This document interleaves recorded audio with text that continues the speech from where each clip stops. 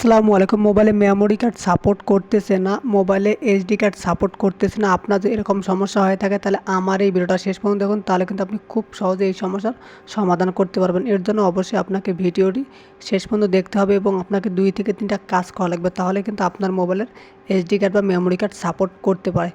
প্রথমত আপনার মোবাইলে যে এইচডি কার্ডটা লাগানো আছে বা মেমোরি কার্ডটা লাগানো আছে, এটা আপনাকে খুলতে হবে, খুলে একটু পরিষ্কার করতে হবে, কারণ অনেক সময় কিন্তু অপরিষ্কারের কারণে কিন্তু মেমোরি কার্ড সাপোর্ট করে না। এটাকে আপনাকে পরিষ্কার আপনার মোবাইলে আবারও ঠিক আগের মতো করে ইনপুট করা লাগবে, তখন দেখবেন যে আপনার মোবাইলে এইচডি কার্ডটা বা মেমোরি কার্ডটা সাপোর্ট করতেছে কি না।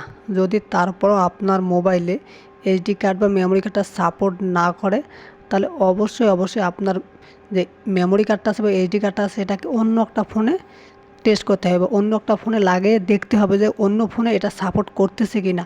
যদি অন্য মোবাইলে বা অন্য ফোনে যদি আপনার এইচডি কার্ডটা সাপোর্ট করে, তাহলে আপনি তখন আপনার এইচডি কার্ডের যে ইনফরমেশানগুলো আছে, বিশেষ করে আপনার পিকচারগুলো আছে বা আপনাদের ডকুমেন্টগুলো আছে, এইগুলো ওই ফোনে রাখতে হবে বা অন্য একটা ফোন রাখতে হবে। রাখার পর আপনার এইচডি কার্ডটা বা মেমোরি কার্ডটাকে ফরম্যাট দিতে হবে। ফরম্যাট দেওয়ার পর আপনি আপনার ফোনে লাগাবেন, দেখবেন যে আপনার এইচডি কার্ডটা সাপোর্ট করতেছে। কারণ এর আগে অনেকবার আমি এই সমস্যার পড়ছিলাম এবং এভাবেই আমি এই সমস্যার সমাধান করছি। আপনার যদি এরকম সমস্যা হয়, আপনার এইচডি কার্ড বা মেমোরি কার্ড সাপোর্ট না করে, তাহলে অন্য একটা ফোনে লাগাবেন, দেখবেন যে সাপোর্ট করবে। ওইখান থেকে আপনি জাস্ট ফরম্যাট দিয়ে নিয়ে এসে আপনার ফোনে লাগাবেন, দেখবেন যে তখন সাপোর্ট করতেছে। যদি তারপরও না করে, তাহলে ভাবতে হবে যে আপনার এইচডি কার্ডের ইন্টারনাল কোনো সমস্যা আছে, হয়তো বা এটাকে আপনাকে বাতিল করতে হবে। ধন্যবাদ ভিডিওটি শেষ পর্যন্ত দেখার জন্য।